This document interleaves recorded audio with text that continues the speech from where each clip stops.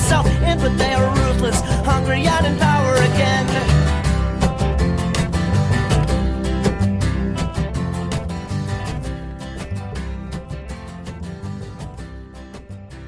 Sorry, I forgot how we started our fucking podcast. We started with, what the fuck are the game news? This is a podcast. What the fuck is up, gamers? This is Henry. Welcome to the newest episode of Henry Kissinger's Pokemon Going to Die, the podcast by, for, of, left, right, up, down, be a start, idiots, That's dumbasses, not the Konami and code. gamers. That's not the Konami code.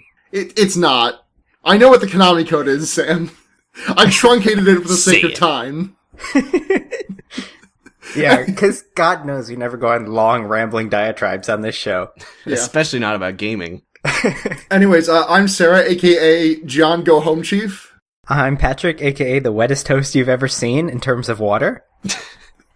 I'm Sam, a.k.a. Antonin Khalifa. So what the fuck is going on, gamers? Well... Mostly Another gaming. Another week in paradise. We're actually recording this a little bit early, so if any major news broke on Thursday night, we don't know what the fuck happened. Hasn't happened yet. We decided to record an episode early for once as to do something nice for whoever the fuck is editing this week. I mean, really, it was because there was no scheduling that we could get it done on Thursday. But I think it would be fun. What if we just did a whole episode about the news that's going to happen tomorrow? Okay. All right. All right. Sam, you want to kick us off? Yeah. So Scrappy Doo is found dead in Miami. Is he all right? Yeah, he's dead. He's great. I'm glad to hear that he's doing okay. Yeah. I'm glad to hear that he's doing KO. Hey, remember when we watched the fucking Scooby-Doo movie at Peacock House? Peacock Meetup. And Patrick I had to doesn't. look at it with my eyes. You had to see and hear Scrappy Doo say I had to scrote. see and hear. I had to hear Scrappy Doo talk about his nutsack or whatever. What was the fucking thing he said? And then he humped Daphne. He said Daphne you don't have the pissed on her scrote. lap. He said you don't have the scrote to do anything, and then they threw him out of the car. Scrote. Yeah, Jesus Christ. What a fantastic movie. Oh my god. So where do y'all want to start this week? I don't know. This is a problem for me because usually what I do is I pay no attention to anything throughout the week. And then on Thursday at work, instead of working, because I don't have to do that at my job, I just will read up on what's happened so that I can pretend I was prepared. But I forgot that we were recording a day early, so I didn't do that. Oops. You know what they say? You know what they say, Sam? Oops. Kick Sam off the podcast. Sam has been punished. I guess we could Please start don't. with, the big one, which is Kavanaugh developments. Yeah. So when did this come out from Dr. Ford? When was this brought to public? I'm not actually sure. It was recently. It might have been. I feel like it was probably last weekend because it was definitely after Sam and Lauren recorded the last episode. I hope so, or we really fucked up. Yeah. You would have talked about it. Yeah. So. Hi, Editor Sam here. Just wanted to give a heads up that there's a lot of talk of sexual assault and such topics in this one, and that goes pretty much until about 34 minutes in. There's a lot of it this week. I feel like everyone, at least all our American listeners, probably have read at least a little bit of this story. But so basically, a woman who I don't think didn't go to high school with soon-to-be Supreme Court Justice Brett Kavanaugh. No, she couldn't have. Kavanaugh went to an all-boys high school. Right, but was a contemporary in the area. Yes.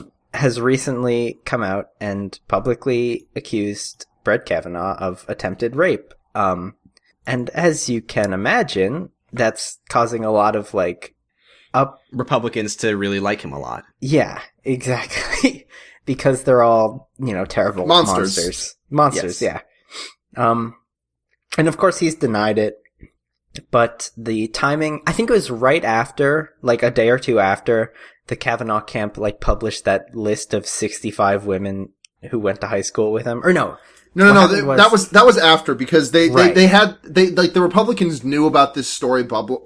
We don't know this for a fact, but we basically know this for a fact because I mean, they must have known. Why would you just have a list of 65 people making statements like, "Oh, he never assaulted me"? I mean, right. Sam, listen, I mean, we all have these lists. I mean, mine's not as extensive, but like, I have at least a list of 24 women who can just like, who I can use as a reference in terms of like, for like, you know, job interviews, grad school applications, defenses of character, alibis. Are you saying that when you apply for a job, you say, here are my work references, and here are my not a sexual predator references? Yeah, exactly. It's standard. It's your resume, your cover letter, and your list of people who can say you didn't I guess assault that's them. what Brett Kavanaugh is doing for this job application, so Apparently. fair enough.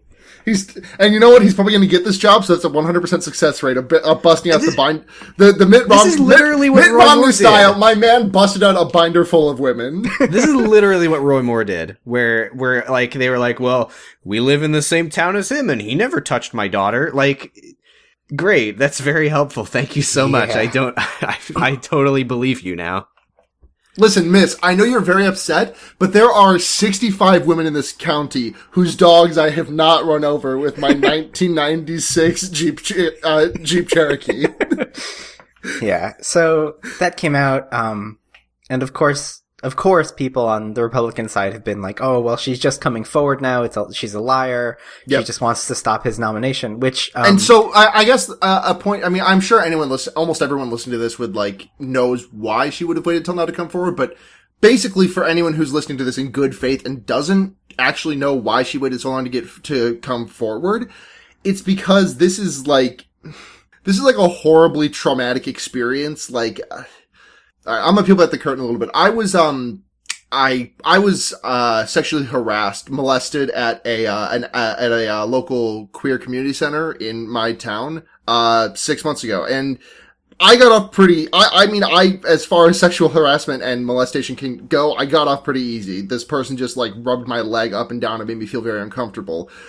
But like, even just thinking about it, like I reminded myself of it the other day at work, and I like started shaking because this stuff just fucks you. And something to the degree that Dr. Ford went through, you don't want to relive that shit. You don't want to, you want to work your way through it. You want to just not bury necessarily, but like, you don't want to like reignite the traumas. But when you have the potential, when someone, the basic way I saw someone explain this to me, the basic way I saw this explained, I guess, is like, if you were going to go on a date with someone and your friend pulls you aside and is like, hey, that dude like fucking like didn't stop when I said stop, so maybe you shouldn't. Right. Or if you turned on the TV and they were about to be put on the Supreme Court for the rest of their life. Right, yeah, it's that, but on like a way bigger scale. Like, this stuff fucks you up and you don't really want to talk about it, and you're kind of just content to let sleeping I mean, not everyone, but you may just find yourself being content with letting sleeping dogs lie, especially considering this was about 35 years ago this would have been. I think so, yeah. The climate around sexual assault, sexual harassment, rape, all of these things was completely different. Like, I saw a Twitter thread today that was like 20 years ago, if you got raped, if you got sexually assaulted, unless someone broke into your house, you probably fucked up, or you were like the one at fault there somewhere. You didn't say no, or you didn't say no forcefully enough, or you got too drunk or anything. I mean, it's still obviously the culture that we're living in today, but like, it was like, there was no movement, there was a much smaller movement, there was a much smaller, like, resistance to this rape culture that we live in still to this day. Right. Back 35 years ago? Are you fucking kidding? Yeah. And I've seen, kind of like three main arguments coming from people on the right trying to like, quote unquote, defend Kavanaugh. The first is that this happened when they were both 17 and he shouldn't be held accountable for something that happened when he was 17, which is bullshit, because like, these people, Republicans especially, love to punish 17-year-old kids for shit they did, especially if they're not white. Like, that's... Oh, yeah, absolutely. Yeah. I mean, that was... I don't remember who pointed this out, but someone said, like, basically, if you see any, like, Republican pundit defending Kavanaugh for, like, well, he was 17, you shouldn't hold him accountable now for what he did when he was 17. Like, just search their Twitter for tweets about Trayvon Martin and see what they were saying about him. Yeah, exactly. Yep. And then... And I mean, I'm just trying to think of, like, there is, like, even for, like, Sam, you made this joke, and I'm gonna steal it from you, but, like, well, we made the same joke, but yours was funnier, so I'm still going to steal it from you, basically. But thank you. If I'm interviewing for a job, if I'm interviewing people for a job, and one of them comes in and is like, the resume looks fine and whatever, and I'm interested in hiring this person, and then I run a quick background check, as is, like at my job, for example, background checks are a necessity because I work for a hospital. I run a quick background check, that flags it, I'm like, okay, let's see what other candidates we got in the fucking bank here. Right, I mean, I wasn't even joking about that. Like, Donald Trump had a list of nominees. Like, why does it have to be him? It just seems like politically and like for how you seem to the world as ideally a human being, it would make so much more sense to go, this seems really questionable. But I mean, I guess that's the thing, is they can't set that precedent because probably all of these people are fucking monsters just like Kavanaugh. So, yeah, right. And like another big argument that I'm seeing for the right is like, we all did fucked up things when we were 17, and like, yeah, but not to like this degree. Or maybe they did. I mean, I'm not trying to accuse every Republican congressman of being a rapist, but the way they're defending him, it sounds like they probably all are. I mean, like when I was 17, like my biggest crime was that I was just a fucking blabbermouth. I didn't keep people's secrets, and like that's about it. Like that was my biggest crime. Big douchebag. Definitely people outing themselves about this. Like it's just incredibly. Yeah, I also want to talk about. Oh, sorry. I think we started to list the 3 defenses of him. Yeah. Sorry, Patrick. The other thing I've seen is that like, why is she just talking about this now? Obviously, if it happened, she would have talked about it much earlier. And it's important to note that, right, historically that's how it's always worked. Right, exactly. But there are documented notes from her therapist going back, I think as far as 2011, 2012, where she started talking about this and kind of like unpacking it for the first time. So that's 7 years ago. Can I say, and I'm sorry to pull us off the 3 things again, but I was just earlier. I was Googling. I was just trying to confirm her name, which I couldn't do because everything had so many typos because nobody on these results could spell. But when I Googled her name, I got a lot of the results were like weirdo right-wing websites were like the top Google results. I don't know what's going on with that, Google, but okay. But I found 2 of the top results were posts from the Donald, r/the Donald on Reddit. I thought that shit got fucking burnt down a few months ago, but nope, it got temporarily banned. But 2 of the top results were posts on the Donald that were like freaking out about like, in 2012, she recalled in therapy. Literally, this one post has therapy in all caps, and all these people are like, oh, she was in therapy? This one post is, she's a fanatic Bay Area far-left activist, donated cash to Share Blue, wore pink pussy hats in anti-Trump Women's March, went to therapy in 2012. I went to therapy in 2012. What am I guilty of? Yeah, well, Democrat institution. I've seen the things that you've said in the Discord. I have been arrested for horny crimes, and the docket of evidence just lists that I was in therapy in 2012. You made that comment about the Grinch's dickheads. That was 2017. Please get your facts straight. Rotating like a minigun when he nuts. Yes, thank you.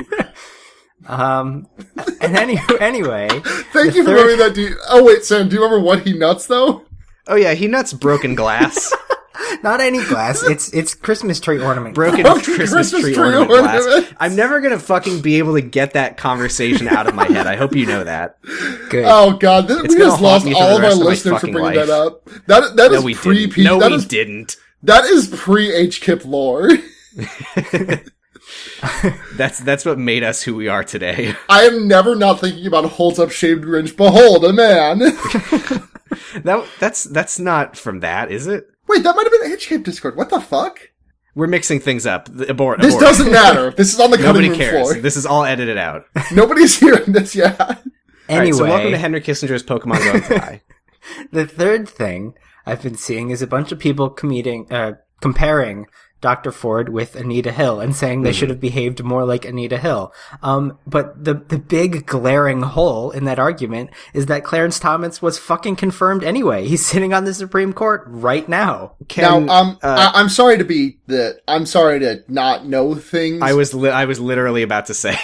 I've heard the name Anita Hill. I don't know it. I don't know Okay. who she is. So Definitely tell the Clarence story for people who don't know it, because I didn't know it either. Thomas is a sitting Supreme Court justice. So in 1991, he was nominated by H.W. Bush. And during the nomination and hearing process, a woman who used to work for him, I think as like I don't know exactly. She is a lawyer. She was doing something in his law office.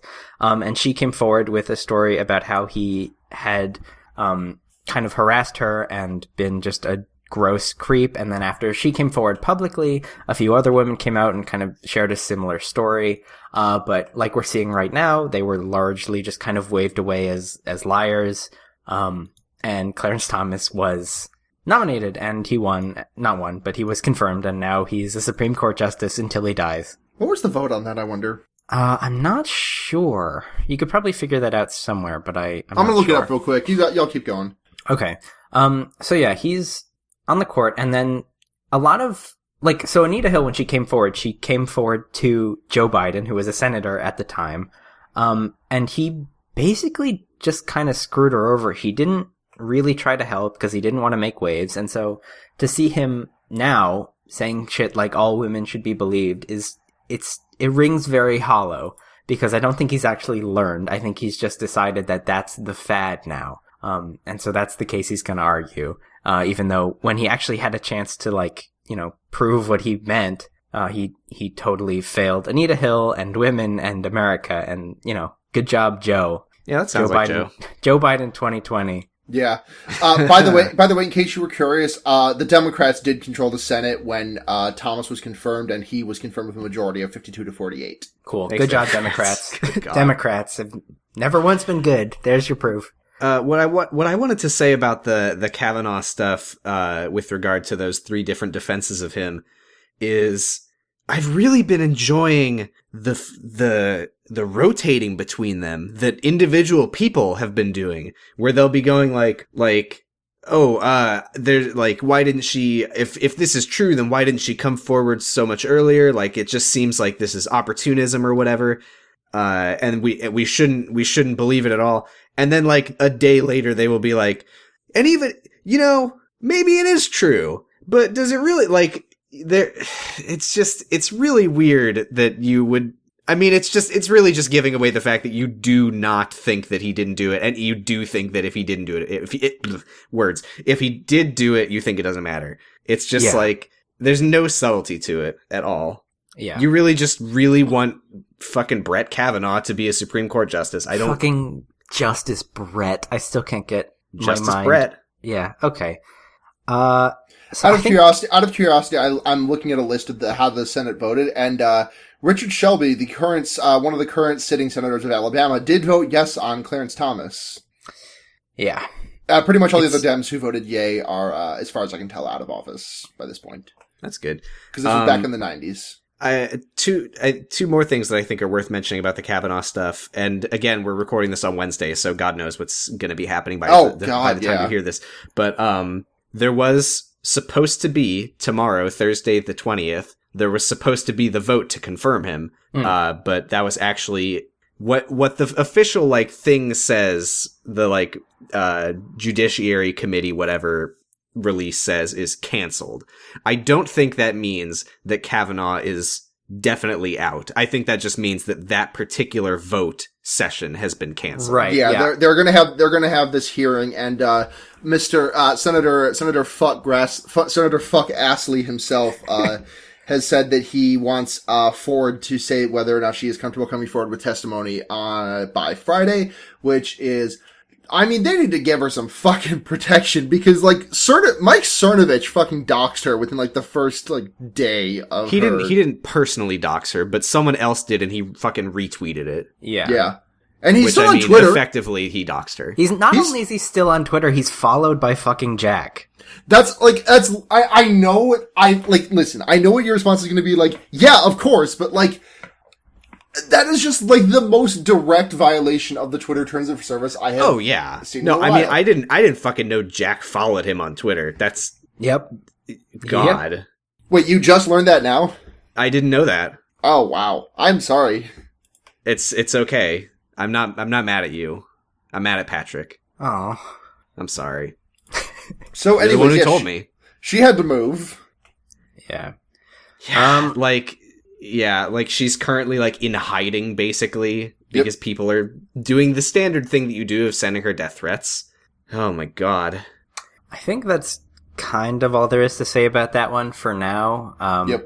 On congratulations, Mr. Kavanaugh, on your upcoming appointment to the Supreme Court of the United States. Yeah. Oh, I did want to talk about his friend. What's his name? Oh god, I hope this isn't the King of the Hill guy. Mike Judge. Is that the King of the Hill guy? That's the King of the Hill guy. Fuck, what's this guy's name? It was Mike something. I know who you're talking about. Mike, was it Mike? Oh, fuck. Mark Judge. Mark fucking Judge. Like, I've been seeing some shit about this fucking creep. So the story is that he was, according to the accusations... Sam, do you mind if I cut in real quick? Sure. Sorry, there was just one more thing that's really fun to note about those 65 women testimonies is that I mentioned it earlier, but Kavanaugh did go to an all-boys school. Yeah, I mean, who didn't know 65 women back then? Now, I went to a co-ed high school, and we did have a relatively small class. I probably still could not get you. I could get you maybe 5 people from my graduating high school class who could actually write valid judgments of character, and I live with one of them. I think I would struggle to think of 65 people just in general that I knew when I was in high school. I was trying to think of 65 people that I know in high right school. now. I couldn't have done that. 65 people? That's a lot of people. Anyway, Mark Judge, this fucking like sex pervert. Have you seen the shit about like his YouTube channel and it? Yeah. He posts videos that are like cutting back and forth between like tranquil nature shots and like women in their underwear.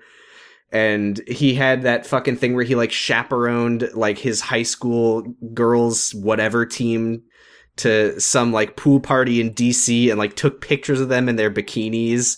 It's very gross. Yeah, I mean, just when you're a fucking Republican, conservative, religious man, I guess you're just really sexually repressed and gross and awful. And yeah, I don't know if I mentioned like what his connection to this is. According to the accusations, he was in the room with Kavanaugh at the time and is assuring people that his friend Brett Kavanaugh would never do anything gross sexually, and neither would him, I'm sure, besides the stuff that he does. Hey, I just opened up a USA Today article about Mark Judge, and did you know what Mark Judge's senior quote was in the yearbook? Oh, God, what? Certain women should be struck regularly like gongs. There's the other thing I couldn't remember. Christ. Holy shit. Fuck, what was the other thing? Oh, just the other thing that I wanted to talk about with Kavanaugh, this is a quick one, is just and this observation has been made a million fucking times already, but the fact that he is like, thank you for all the great questions, Judiciary Committee. I'm afraid I don't have any memories from the past, 25 years. That's all just a blur. I have no memory of anything I've done for anyone at all. But I'll tell you what I do remember is I definitely didn't go to this one party 35 years ago. Everything after that is just a fucking blur. I have no idea, but I definitely didn't go to that party. I can't remember things I didn't do last week. Yeah, I can barely remember things I did yesterday. I cannot remember things I did not do last week. I don't fucking remember yesterday. Why would I remember yesterday? We're all just living one day at a time. We're all just living 51st dates. We can't.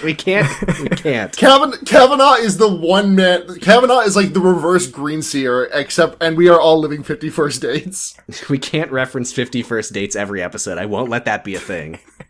It's really transparent. But speaking of terrible, shitty defenses written by friends of the accused, you want to talk about Woody Allen a little bit? God, Woody Allen. Everyone's favorite boy. Woodbert Allen. Why do Woody Allen defenders exist in 2018? What's he doing? Why do you care? Do you know what Woody Allen's actual name is? I don't. His birth name was Alan Stewart Konigsberg. Okay. Well, that was back when you weren't allowed to be Jewish in Hollywood, so that's valid. Everyone did that. But point. Very good point. Just what do you care if I don't understand why people are don't lynch him. Who gives a shit? What is he doing now? Just fucking... I'll tell you what he's doing. He's still making shitty movies. That's a joke. I don't condone lynching Woody Allen. Wink. You know what sucks? I opened up his Wikipedia page because I was curious. Because I was like, that can't be his real first name. And nowhere in the 3 paragraphs of header text before you get to the table of contents on Wikipedia lists anything about the accusations or the assault or anything about the fact that he is he is married to someone who is well, I mean that does have its own article.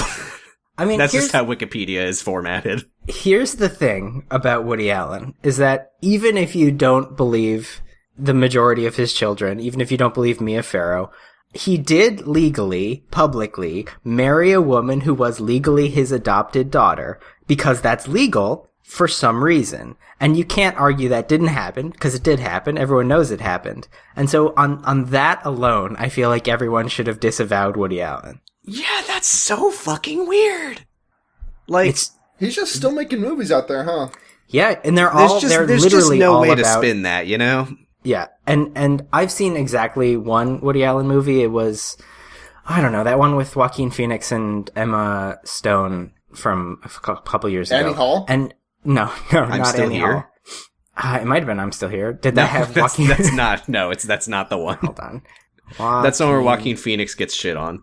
Oh, no, I don't think that happened. What was it called? Oh, Irrational Man is what it was called. It came out in 2015. Oh, yeah, I remember the only reason I saw it is because my girlfriend was working at a movie theater and she got free tickets to every movie, so we saw every movie that came out in the summer of 2015. But it was about, as I'm sure this will shock you, an older man who falls in love with a younger woman who I think is his student. So a Woody Allen movie. Yeah, exactly, because every movie he makes is about that.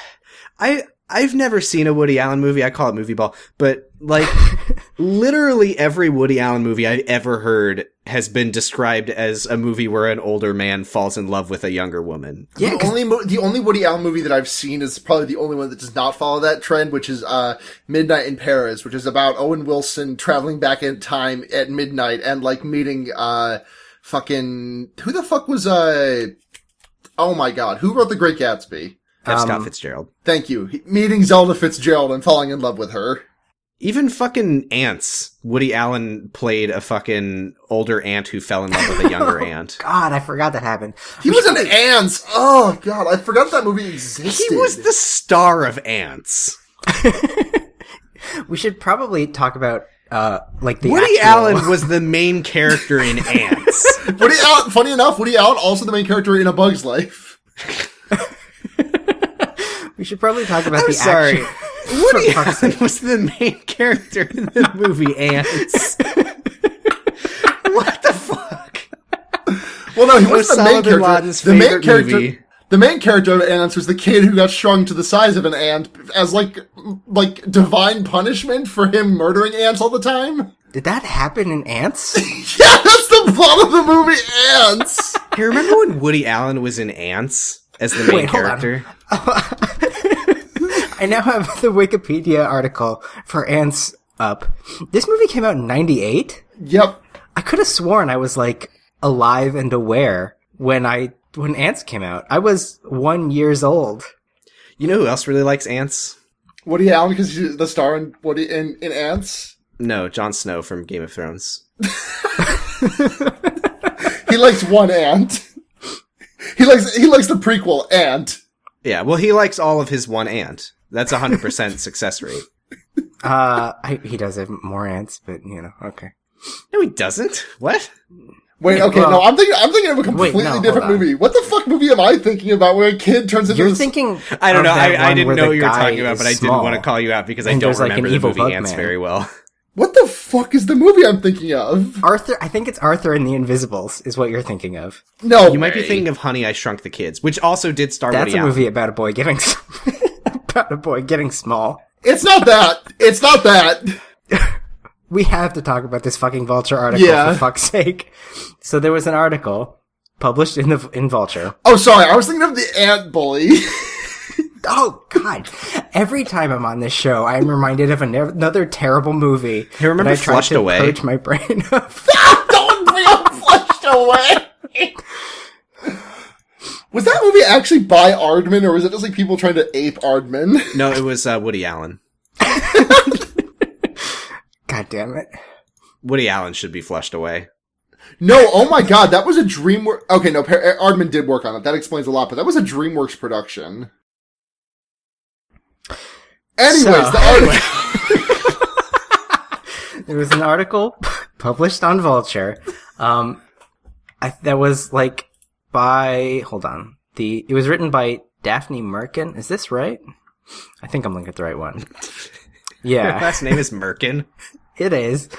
And it was basically just a puff piece apologia, essentially from the mouths of Woody Allen and S1E Previn, who is his daughter wife, trying to kind of throw Mia Allen, and the kids who take her side under the bus.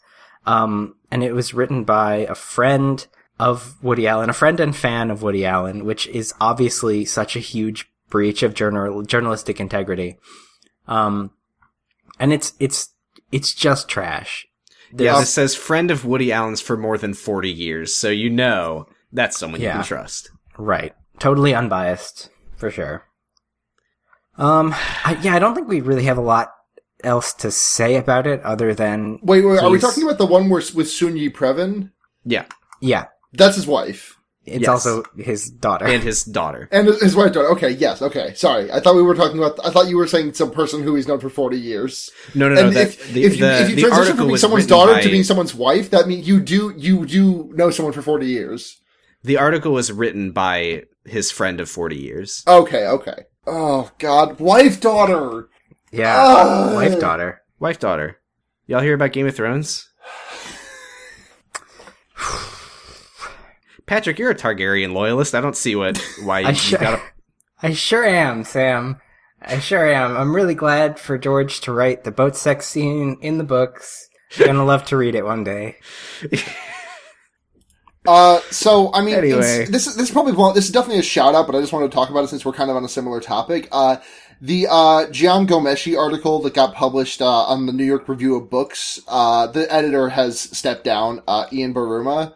I think I saw host of the show Matt talking about this, but I don't actually know about the story. Matt was extremely mad about this because I think Matt's actually like, I don't know if I think he's like met Gian Gomeshi or something, or like used to be a really big fan of his work, but I don't want to put words in Matt's mouth.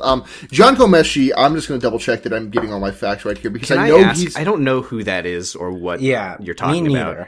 Gian Gomeshi was like a huge name in Canadian broadcasting. He was the host of CBC Newsworld's Play, and a whole bunch of other things. And then in 2014, he was dismissed from the CBC. And, because the Toronto Star was looking into allegations by an ex-girlfriend that he had engaged in non-consensual, rough sex and denied the accusation. So, there was that. Okay. And he got fired, and basically, this is completely non-contested. He filed a lawsuit and then withdrew it a couple of months later. So why is his name coming up in the news now? His name's coming up in the news now because the New York Review of Books published an editorial by him called what was it called? Reflections from a Hashtag, where he takes aim at the hashtag Me Too movement, and they just decided. I've always wanted to hear what a rapist thinks about Me Too. Yeah, I don't think we've heard enough takes about that, but so that's why my name was John Go Home Chief, because Ian Baruma stepped down. Okay. I didn't get the name when you said it at the beginning of the episode. Okay. And you might listen to the tapes and hear if I did do a pretending to understand it laugh, because I don't remember if I did. But I don't think you did. What else y'all want to talk about? Okay, I can do some Massachusetts correspondence, even Please though I'm in New York right now. Okay, so this was the Massachusetts State Police on Twitter tweeted out an account that was talking about confirmed fires and explosions the other week when all of that was happening in the Lawrence Andover area. But the person who took the screenshot of the map of these locations and shared it with their Twitter following had in their bookmarks bar links to a bunch of different Facebook groups for leftist organizations, which is really damning.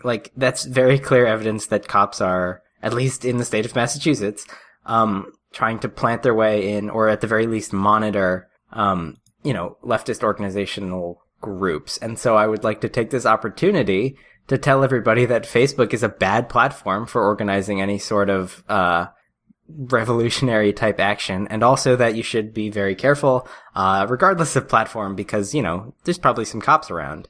Hi, I'm cool leftist person, Sarah Rogers, and I'm definitely not a cop, and I'm here to tell you about the newest social media site to do all your Antifa planning on, Twitter.police.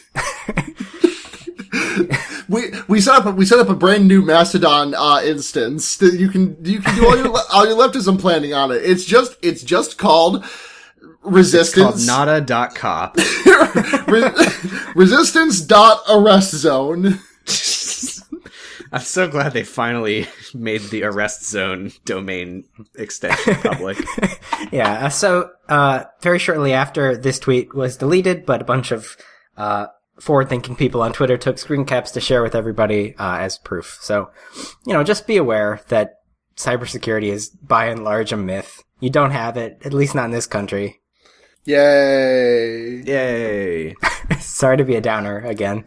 We don't usually do that on this podcast, so. Yeah, no, we're normally about happy news. But speaking of some happy news, maybe, hopefully, like, I feel like last year, a year ago, 365 days ago, I saw a tweet that was like, waiting for Trump's actions to have consequences, and then there's like a skeleton sitting at some window blinds, and so. Waiting for OP to deliver bottom text. Speaking of which, Paul Manafort has accepted a plea deal. Yeah, yes. Let's fucking see what happens. Hey, I'm gonna steal this. I'm gonna steal this joke. I'm gonna steal this joke from Barking Point's memo. But what if his name was Paul Manafort Night? Then people would like him, I think, if he was. He would be Fortnite a lot. man. Yeah, he'd be a lot more popular. What if his name was Paul Manafort Night? And he got up. He was like, I see your accusations, but how about this? Then he like stood up and flossed. What if his name was Paul Manowar and he was like a big weird jellyfish, but he wasn't really a jellyfish, he was like a whole bunch of different things that all sort of came into a jellyfish shape? What if his name was Paul what if his Paul was named Manowar and he cost 2 and a blue mana and he was a 2/2 that returned a creature to its owner's hand? I hate to put you on blast. You did just say what if his Paul was named Manowar?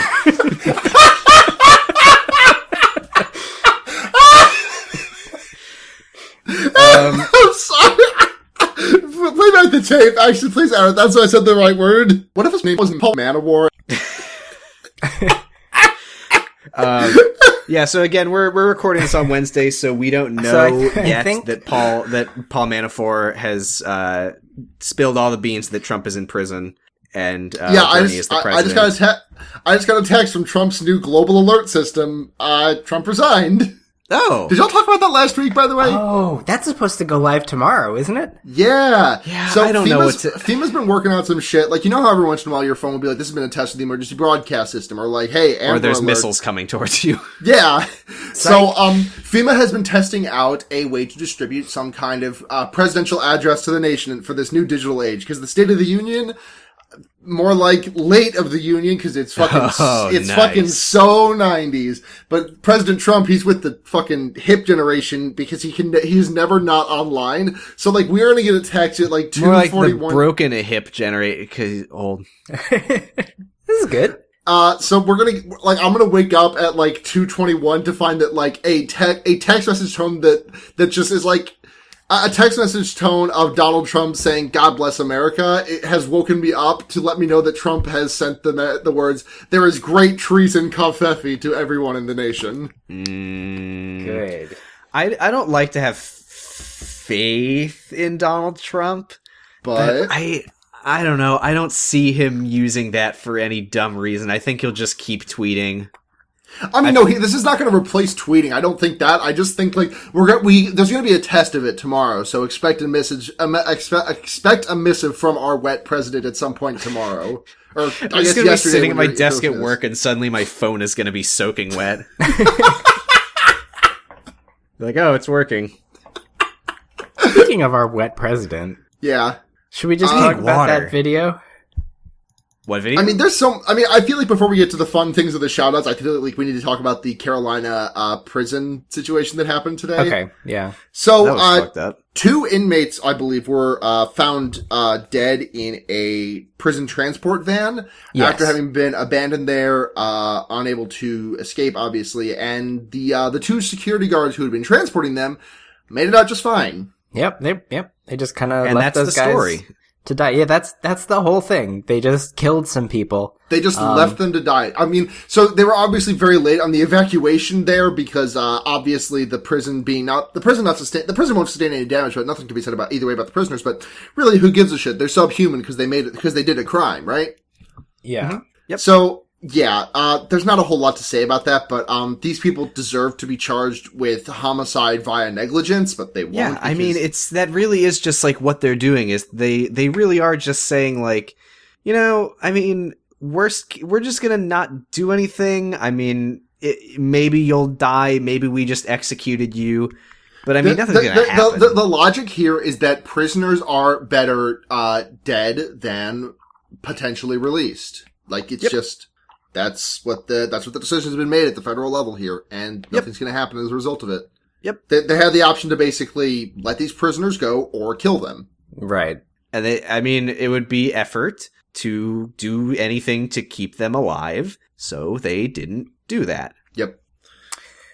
You want to talk about some funny news that came out of Please, all that? God. Please. So our very damp president posted a video to his Twitter that was edited, and he said some things in that video. Yeah. Really?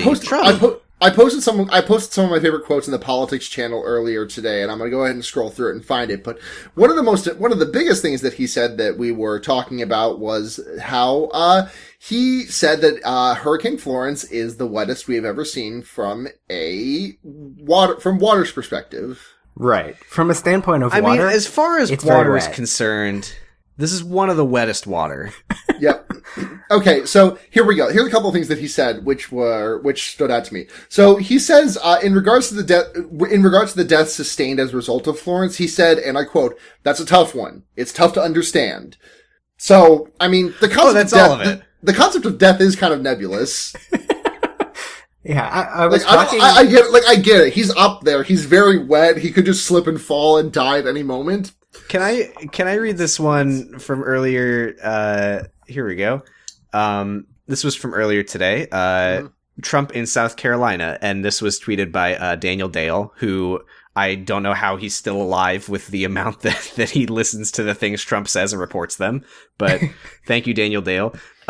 You're going to have a lot of water. We see it. It's coming down. It just comes down. Nobody would believe a thing like this could happen. And already you've broken all records. And this is going to add 4, 5, 6 feet of water all over the state.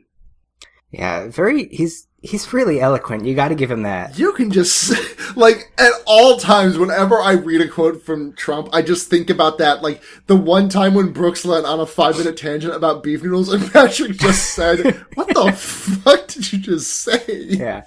That is echoing in my head constantly. We just left North Carolina. They got hit really, really hard. And they are working. And all of that water is coming your way. A lot of people don't know that. Yeah, nobody knew until he said that. He saved lives that day. Yeah, that's what the FEMA alert system is for. So he can be like, SOS.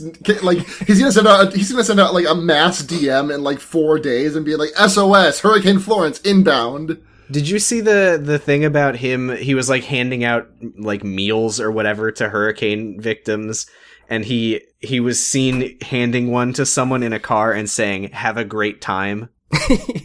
Yeah. He just loves and the to say interesting that. He said thing that in was Harvey last year, right? He also said that in Texas when they had their hurricane. One thing I wanted to bring up is I was talking before we started recording. I just want to get one more Trump quote in there, and then we can go on to your thing, Patrick. Sorry. Go ahead.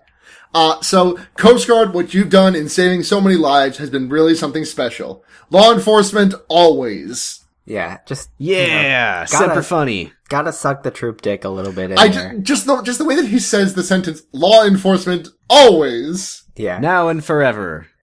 But I was twirling towards law enforcement. 100yearsrickandmorty.com. I was talking to Sam a little bit. Police. I was. All right. 100 years Rick and Morty. You were talking to me. I was talking to Sam before we started recording, and I kind of brought up the fact that like there's no way that Trump has even the slightest memory of Hurricane Katrina or even the hurricane season in his own term last year. No, he just doesn't not. know them at all. You know what I like is when we get farther and farther into a recording and I look at who's in the voice channel and like half of the listeners have dropped out. Yeah. I mean... I did talk about Antz a lot. You did talk about Antz for and like also 10 minutes. like it's 10 p.m. Some people are like actual responsible. Like I know two people who dropped out are like are in Eastern Standard Time, and like they're probably trying to maintain a decent sleep schedule. They have other things to do, and listening to a Discord call is kind of a little bit difficult if you're not sitting at your computer for the entire duration. Yeah, especially when it's this one. Yeah. Should we get into some of the other chat out stuff? I wanted to say, related to Trump's thing about have a great time, it just reminded me of a tweet that I saw of his a few days ago where he was talking about like the first deaths reported from the hurricane, and the way he tweeted about it, it was like he was like reporting the results of a football game he was like half paying attention to. He was like, oh, it seems that about like 10 or 12 people have died in the hurricane so far. Pretty bad stuff. Stay safe out there. Like, he could not be less subtle about the fact that it really means nothing to him. Yeah, it just he totally sees no personal responsibility in it. He sees no relevance to himself in any way, and therefore he doesn't care. Yeah. So I guess what I'm trying to say is Donald Trump is not a great guy. Yeah. One more thing about another shout out from the Florence thing. The congrats on the free boat. Oh, Can someone explain this to me? I missed this. How did I forget the free boat? He was talking to a guy in, I think, South Carolina, maybe North Carolina, one of the Carolinas. And he was talking about how he had like a ton of water on his property and it did a lot of damage and it washed up a boat like into this guy's yard. And Trump was like, well, hey, right, it like crashed into his house. Yeah. And he was telling Trump that the insurance company wouldn't pay for any of the damage to his house. And he said, cool, you get a free boat. Oh, there is one other, I didn't put it in the document, but there's one other Trump quote from, I think today, that I wanted to talk about. He was meeting with some Spanish government official, maybe the president / prime minister of Spain. I don't know how their government works. And he was talking about the migrant crisis in Europe, and he suggested that the Spanish should build a big wall across the Sahara to stop people coming in to Spain, which is several levels of totally not getting it. Yeah. Because A, the Sahara is very big. It's very hot. Building a wall there would be virtually impossible. It would cost hundreds of billions of dollars and people would die doing it. In terms of sand, it's some of the sandiest sand. Yeah. And also most of the migrants fleeing to Europe are not from sub-Saharan Africa. They're from the Middle East or the north of Africa, which is, in case you weren't aware, above the Sahara. So it's staggering how little this man understands the world. Oh my God. I can't, sometimes. Also, amidst all the stupidity, please do not let this overshadow the fact that he just is literally straight up denying the death toll of Hurricane Maria. Oh, he did do that. Yeah. I'm sorry. Not to be like fucking poo-poo on all of our funny jokes about Donald Trump, because they are very funny jokes about Donald Trump. Do not get me wrong about that. Yeah, we're really funny and everyone loves us. It's just, I feel like, in this day and age, I speak from a personal experience, at least, can kind of get mired in the fact that he said a funny word and not like rhymes. Oh no, I mean, don't, there's absolutely under no circumstances should you think that we are okay with forgetting the many atrocities that he's committed. Speaking of atrocities that he's committed, you remember all those kids that the government was rounding up and then losing? I sure do. Did you hear the number that they reported? Is there a new number? I feel like I hear a new number every day, and it's less believable than the rest. Sarah, they reported today that they have lost 1,488 children. You're fucking kidding me. No, I'm not. You need to link me something right now, so I am 100% believing that you are fucking with me right now, because for the sake of my fucking sanity, until you show me a source on that. Here we go. I'm linking it in the podcast chat right now. Oh, Christ. AP News. Federal agency says it lost track of 1,488 migrant children. We'll see how much of that we don't edit out. But that's it. Health and Human Services told Senate staffers that case managers could not find 1488 children. Oh, boy. And for anyone who's not familiar with the number 1488, that is a famous neo-Nazi white supremacist number, 14 representing the 14 words, and 88 being 8 and 8 for HH for Heil Hitler. Yes. So, I mean, that could be a coincidence. Boy, that's very precise. Here's the thing. Hold on. Hold the fucking phone. The AP News article that I'm looking at just said the agency, it says in the third paragraph, the agency first disclosed that it had lost track of 1,475 children late last year, and as it came under fire at a Senate hearing in April. Huh. The article opens, twice in less than a year, the federal government has lost track of nearly 1,500 migrant children after placing them in the homes of sponsors across the country, federal officials have acknowledged. That's horrifying. This happened last year and we didn't fucking know about it. That was also happening last year and we somehow didn't know about it? What the fuck? Yeah. Well, here's the thing. How was that not news? What? I feel like we do this podcast in a large part to kind of find, little bits of stuff to keep us going through the week and hopefully do the same for our listeners. But reading a fucking news story where the fucking United States government made a big ol' Nazi reference in a article about how they just lost kids. They're gone. They're gone probably forever. It's really hard to want to even care anymore. No, that came out wrong, I know what you mean. It's hard to keep the spirits up when this shit is going on. And this, I really don't like to be a conspiracy boy, but I mean, after if you told me that there was some person working at the Health and Human Services Department or whatever, because there was that thing that came out a few weeks ago, I think, maybe a month ago, that was it was a post on the immigration White House site or whatever, and it had 14 points in it or something, and it reported something was 88% or whatever. Yeah. And everyone was like, that seems questionable. And the headline was a 14-word thing that was we must secure, blah, blah, blah, blah, blah. And then a lot of people were like, well, that could be a coincidence. This really seems it just reads to me like there was a person working in our government who said, huh, you think that's a coincidence? Well. Yeah, let's be less subtle, is how that, I mean, God, ugh. Can we? And not to let the funny Nazi number overshadow the fact that they lost 1,500 children who they abducted. Yeah. It's Jesus Christ, burn our fucking government down. Okay. Can we talk about Muppets fucking, please? God, please. Please let me talk about Muppets fucking. Okay. So, basically what happened earlier this week is that a former writer on Sesame Street, who is a gay man, I'm gonna look at this story up, make sure, so I can actually say his fucking name. Because I don't want to, let his name get lost in the wayside. Frank Oz. Mm-hmm. Frank Oz was a gay man who, if I'm not mistaken, lost his partner to AIDS back in the 80s and 90s. I think you're right, yeah. Yeah. He basically said in an interview that Bert and Ernie, when he was writing them at least, are gay. We're gay partners. We're gay. Right. And, seems pretty open and shut. Yeah, seems like that's just kind of a thing that... Case closed. Yep, that's my favorite anime.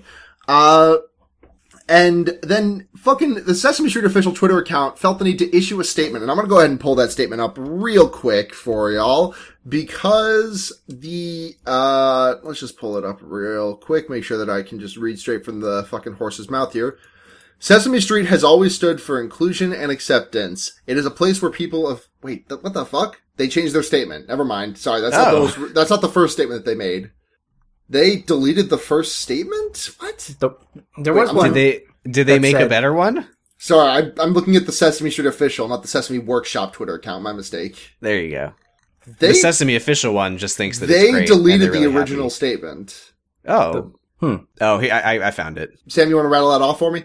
Yes, so they tweeted, "Please see our statement regarding Bert and Ernie," and it says, "As we have always said, Bert and Ernie are best friends. They were created to teach preschoolers that people can be good friends with those who are very different from themselves. Even though they are identified as male characters and possess many human traits and characteristics, as most Sesame Street's Muppets do, they remain puppets and do not have a sexual orientation." Yeah, which is stupid for a number of reasons. So everyone's first pointed of this out fucking before, but all, if you'll permit Yeah. me to get off the fucking handle for a second. First of fucking all, this original statement was baked in fucking homophobia. This old school homophobia that is just gay relationships are inherently sexual. it's a sex thing. It's 100% a sex thing to people from the outside. Because I won't lie and say that like gay men are not more open about their sexuality, and so a lot of gay men are more open about their sexuality. Yes, Let's not suggest that straight men don't talk about their dicks and fucking all the time. That is true. We did actually have to cut out about a half hour of you doing that earlier this episode, so thanks. We'll put that up on the Patreon. The Grinch is not a man. Unless you shave him. So okay. So that statement is just baked in old-fashioned homophobia homosexuality being inherently sexual. So that's that to start with. Second of all, what the fuck are Kermit and Miss Piggy doing then? I knew this is going to come up, and I do have to say, I think that's They're not Muppets on Sesame Street. I'm well aware of that. Right. They have been on Sesame Street before, canonically, and therefore... I don't think Miss Piggy has. Kermit has, for sure. I don't think Miss Piggy has ever actually appeared on Sesame Street. Not that makes the point less valid. Obviously, the puppets are fucking... They fucked on Sesame Street. Yeah, live there. It was... Yeah, in that funny puppet movie recently that everyone is going to remember by the time they hear this episode. Miss Piggy has not appeared on Sesame Street, but Big Bird was on The Muppet Show. And he was jacking off. Yeah. I mean, they're definitely canon to each other. I think we can Yes. And also, like, the people on Sesame Street have parents. Like, I watched a lot of Elmo's World as a kid. Yeah. You meet Elmo's parents, and like... Right, they're very clearly hetero puppets. Yes, they're very clearly heterosexual puppets, and that's fine. But if both of them had a mustache, that's not, they're just puppets. You're not allowed to have, that's not a relationship. You can't kiss. If they're both dude puppets, Statler and Waldorf never fucked. Who? What? Statler and Waldorf? Are you fucking kidding me? The old men on the balcony. I thought you were saying a Game of Thrones character name. No. Statler of House Waldorf. Yeah. There's a lot of Game of Thrones this episode. Yeah. Well, no, I mean, that's the thing. It's just, it's totally fine for children to know that there are straight people, but if children know that gay people exist, then that is a problem. A sin. All in all, this really doesn't mean too much at the end of the day. It's just fucking disheartening to see Sesame Street, who I normally will cape pretty hard for Sesame Street. They're normally, like, pretty good about these things. Like, right, yeah. Like, they introduced an autistic character, like, I want to say nearly a decade. I don't keep tabs on Sesame Street, but like, I feel like they introduced an autistic character within like the last 5-ish years. Yeah. And they did it very respectably and they did a very good job of it. And that character is still acting on the show to this day, to my knowledge. Like, they deal with a lot of things, and for them to just fucking fumble the ball on this, like, basic shit because they don't want Republicans to pull PBS money is just fucking inane. Yeah. The thing is, there was no, I don't think they needed to make that statement. Yeah, I think if they didn't, I don't think anything would have happened. Because he's like not with the show anymore. I really don't think that they needed to do that. It feels like they went out of their way to do a no homo of Ernie and Bert. Yep, they did. We have one more shout out. Oh, I did want to give a shout out to the good YouTuber Jenny Nicholson, who in response to this wrote an article about puppet fucking in Playboy. Yeah, it's a very good article, and I encourage you to check it out. I read it today. It's great. Jenny last thing we want to touch on before getting to questions is that the quote from Man Sued, what are you gonna do? Sue me? Elon Musk. Oh my god, what a fucking week it's been.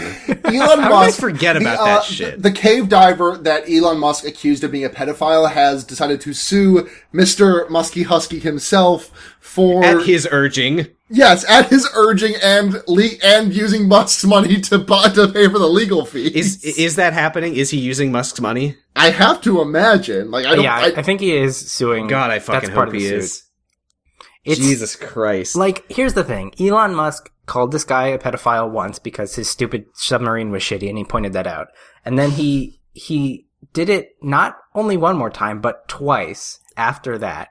And the last time he was like, well, and then he smoked a big fat blunt. Right. Yeah. Can I just say, the next if I fucking see that picture of Elon Musk smoking a blunt again, I'm going to kill everybody in the entire world. But so he was talking to somebody on Twitter. Kill them all. Let Musk sort them out.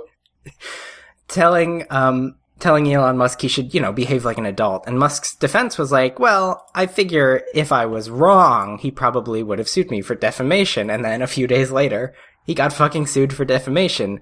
So it's really weird to me that Tesla stock is still worth anything, I think is the point I'm trying to get at. Yeah, he really seems to be doing his best to tank it. I wonder if there's some shady stuff going on there. No. I mean, I would honestly be surprised if in some point in the next 3-4 years, the Tesla board of directors didn't try to oust him, because I'm amazed they haven't already. Since May, it's been a very long meltdown May for Elon Musk. He's been in the news constantly, making a total ass of himself every single week.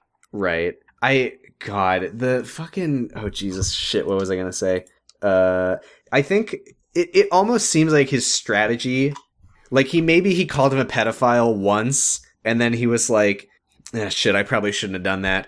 Maybe if I keep saying it, just people double will down. think that it's so weird that I'm saying it that I must know something. If I say it 100 times, people will think that I have a reason to be saying it. It's the law of large numbers. That's how statistics and facts work. If you say it enough times, it becomes true.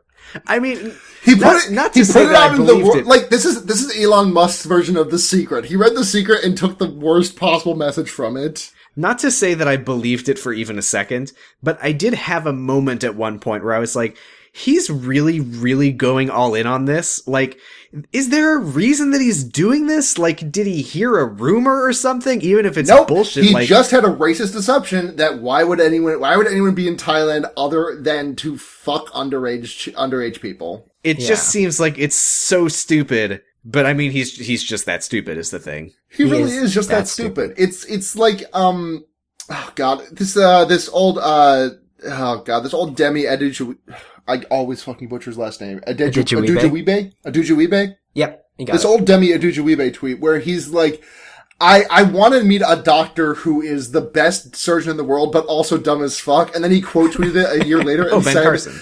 Yeah, he quote tweeted it a year later and said, I would like to apologize for this tweet summoning Ben Carson from the depths of the Black Lagoon. Can I say, I am constantly being shocked. Because I remember that Ben Carson is in charge of something.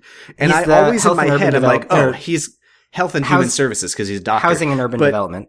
Yeah, no, it's the one that like, Health and Human Services would make too much sense because he's a doctor. Obviously, it's Housing and Urban Development because he's a doctor. Yeah, a doctor who is, again, dumb as shit. He's really fucking... He's really good at surgery. Tell the story about when he tried to stab his friend. Vote Ben Carson. I tried to kill my friend once. All right. Anyways. Should we get into questions? Yeah, we have one question this week from Anonymous who wants to know, does Kermit the Frog fuck? Yes. Yes. He fucked Kermit on here, Sesame Street. Kermit here, I pound my wife, Miss Piggy, on the regular. Nothing gives me more pleasure than diving face first into Miss Piggy's Miss Pussy. God damn it, Sam. We do have other questions.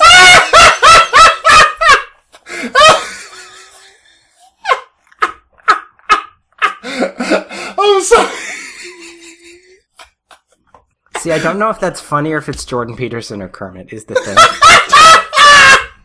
Jordan Peterson does eat. Peterson does not eat pussy. He eats pussy that's all on the he eats is daily. meat. He just eats meat. No, he doesn't. He's too busy eating beef. Okay, well, I think you're being semantic, but okay. What are we if not semantic on this podcast? Now, do you want to really like delve into the thing that you just said? Do you want to stand by what you just said? You know what? Here's the thing. As the science side of the podcast, none of you fuckers know better. Cows and pigs are the same thing. I'm saying it right now. Okay, right. Say it. Cows and pigs are the same thing. Okay, that's. I can't dispute it. I didn't study science. Now, I'm not disagreeing with that. Obviously, that's true. That's not what the question was. The question was, is beef the same thing as pussy?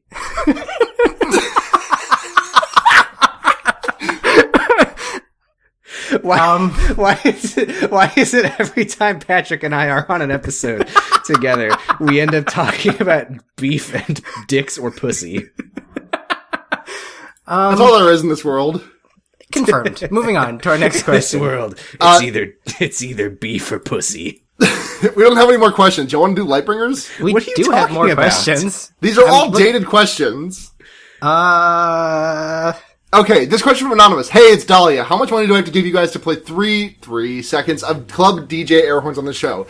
You have to pay us 69 cents. Our PayPal is... I don't actually know what our PayPal is. I'm not doing that for 69 cents. How about $6.90, Sam? Can I touch you for that? $10,000. How about $69? $10,000. I'm Anyways, not budging on we're gonna this. put that in here. No. Well, I guess depending on what you just heard, you'll know who will have edited this week. You'll know whether or not Dahlia paid us. Okay. Yeah, you're right. The rest of these are all kind of old. These are stuff we'll pick up in the mailbag. Yeah. Okay. You want to move into Lightbringers? Y'all want to move into Antz? Starring Woody Allen? I'd love to move into Antz. Starting You Woody fucking Allen. would. I can't believe I mixed up ants with the ant bully. It seems... I'm You know trying who's to a think. real ant bully? It's Jon Snow from Game of Thrones. I figured, okay. So, my Lightbringer this week is gonna be the, original, Ace Attorney trilogy. I've been replaying them very slowly over the last, year or so. And I'm only just wrapping up the first one because I did a lot of things where I lost my 3DS for 3 months, but I'm getting back into the swing of actually playing it, and I'm wrapping up, the last case, the, Rise from the Ashes, and man, those games are fucking good as hell. They really are. It's just, the humor tended to be a little bit hit or miss later on, but fucking Jake Marshall, the wannabe cowboy who just fucking loves Italian spaghetti is the funniest thing in the world. But, yeah, the original Ace Attorney trilogy. You can probably... Remember how the latest Ace Attorney game has a character whose name is Peacelubbin Understandin'? Yeah, they ran out of puns to make it in English, and they just took it to Kurani's village to just, make up words. They were like, what things can we just turn into just kind of foreign-sounding names? Yeah, the Maya Fey replacement character is named I'll Be Your Guide. God... Not my favorite Ace Attorney game, but I did like it a lot. It's honestly criminal that they replaced Maya Fey, the absolute ultimate perfect girl. Maya is so good. Maya is so good. She fucking loves cheeseburgers, dude. Science side of Tumblr. What's the fresh shit this week? So my Lightbringer is very fresh. It's a movie from 2011 called Priest, starring Paul Bettany and some other people. Oh, fuck, I remember that movie. I've tweeted about it a bunch in the last couple of weeks, because I've been watching it, again. I want to be very clear here. It's a bad movie, written very poorly. But the world that it takes place in, the setting and set design is very, very fun. And it's got, a crazy ensemble cast. It's Carl Urban, Matt Genomic, Lily Collins, a whole bunch of folks who are on screen. Oh, and Maggie Q, who are all on screen for, a cumulative 5 minutes, and the rest is a brooding Paul Bettany. It's a vampire movie. I don't know if I said that yet. It's not good, but I think everyone should watch it because I enjoy it. It's one of those bad movies that is an enjoyable bad movie. And that's my whole thing. Cool. What you got, Sam? My Lightbringer is something that I've been wanting to make my Lightbringer for a while now, and I'm sorry that nobody's going to give a shit about this, but I've mentioned my favorite musician is a Japanese musician named Seiko Omori, and she released an album a month or two ago called Kusokawa Party, and it's like the fucking weirdest thing. Imagine if like the latest Beyonce or like Janelle Monáe album dropped, and it started off with like a really big like power ballad, and then it just like went into metalcore for like half of it from there, and then so that's kind of what we're talking about here. And it's not, if you've never listened to her, I wouldn't recommend it as a place to start, but I've listened to it so many times, and it's like fucking incredible. It's really, really, really good. So there you go. All right. So, all right, I'm gonna do that. I'm gonna do this. Sorry, one not brush metalcore. again. Power metal is what I meant to say. It's not metalcore. Okay, sure. Different thing. All right. So that's gonna do it for this week's episode of Henry Kissinger's Pokemon Going to Die, Not a Threat. Stop it. What are you doing? There's so many other things to talk about. Patreon. Yeah, I was gonna go into that. That was me transitioning into the cleanup. We've never done it like that. You don't know that. Yes, I do. I listen to every 5 episodes when I'm on. Does anybody have the Patreon up in front of them? Yeah, I got it. Okay. So, thank you for listening to Henry Kissinger Is Pokemon Going to Die, Not a Threat? I can't sign off on this. This isn't don't how we do this it. Yet, Sarah. You posted more of these than anybody. You're not wrong. Actually, you are wrong. Sam has done more of these than anyone. I've done more episodes, but you've done more ending episodes. Point. Because you never let me lead. So, if you would like to find us elsewhere, check us out on Twitter, Tumblr, Facebook, everywhere. We are HKIPGTD, even on Reddit. Thank you very much to Bisexual Punch Party for setting that up for us. If you'd like to support the show, patreon.com/HKIPGTD. $1 a month gets you access to all of our bonus content. We put up an extended version of the interview we did with Scout last week. There's extended versions of Lightbringers. Any other bonus content we do. Post-show, pre-show, mid-show cuts sometimes. $5 a month gets your name read on the show at the end, like I'm about to do right now, and you get a special user status in the Discord. $10 a month, you get all of the above, and also you get to listen live as we record this before we edit out about half of it. And you get a more special user status in the Discord. So, thank you very much to Do it. Stephanie Ruff, Ashley New, Pregnant Seinfeld, David Besser, Paige Messer, Hamstar, Ronberg, Alex, so you think you can read this in one breath, Sarah? I'd like to see it. Nick Jagged, Six Arm Sweater, Mogi the Panda, Kadeho Jones, Florine Siegel, Sophie, Destry Hawk, Single Payer Sonic Empire, Peel the Disaster, Tuster McGee, John McCain, Funeral City of 350 million dead, Carrie J, The Tallest Jew, Michael Weems, Sorry Jack, Non-Binary with Left B, 500 B's, Summer Guys, Helga K, Delaney Fritz, Harry Tomlinson, Dijon A's, Actual Sources, Elon Musk, Chad Thunderguns, Benjamin Kingston, Freya Scout, Shiro Perez, Evan Lowe, Brett House, Sally Anderson, Ellen D, and Uncle Alondiist. That would have been way easier if someone's name hadn't been That took so much of my breath out. Yeah, for next week, everyone just change your Patreon name to just be like ha ha ha ha ha ha ha ha ha ha ha. Also shout out to patron of the show Ashy New, who said that they were going to change their name to Cows Are Valid, but didn't get it done in time.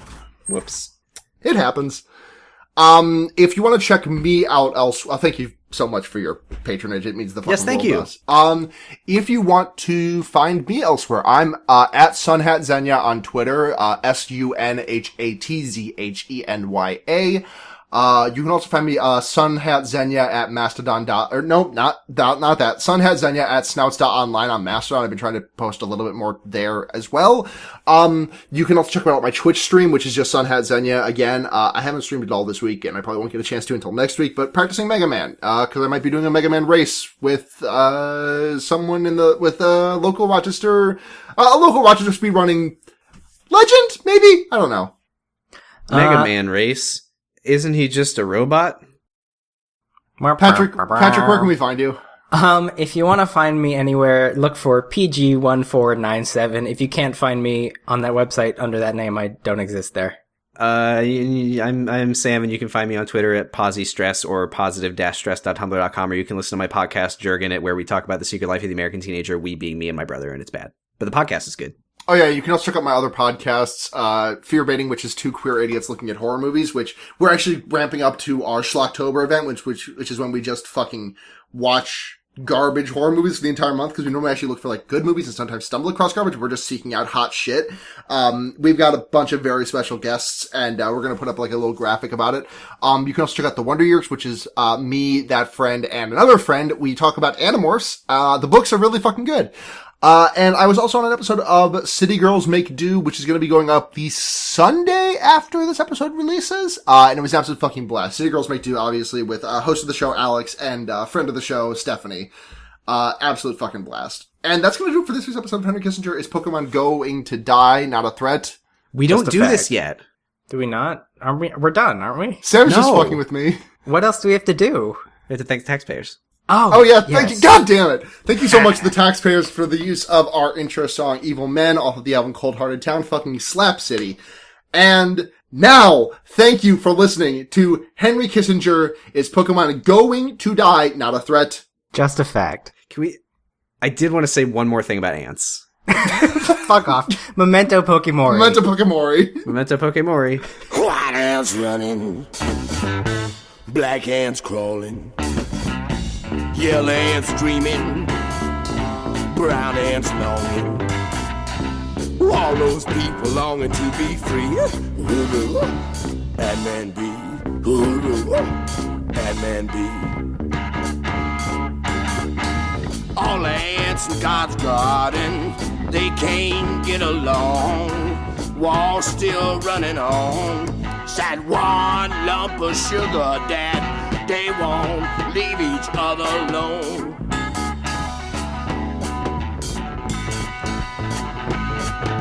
Why do you have to do this? You got to let us free. Why do you have to do this? You got to set us free. Why do you have to do this? You got to set us free. Why do you have to do this? You got to set us free. And man be, and man be.